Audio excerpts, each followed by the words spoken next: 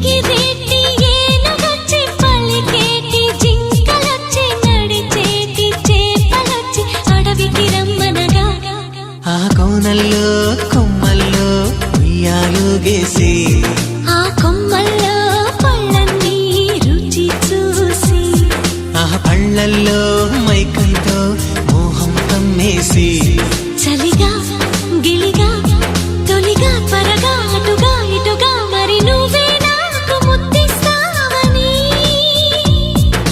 తడివేదాలు ముద్రిస్తావని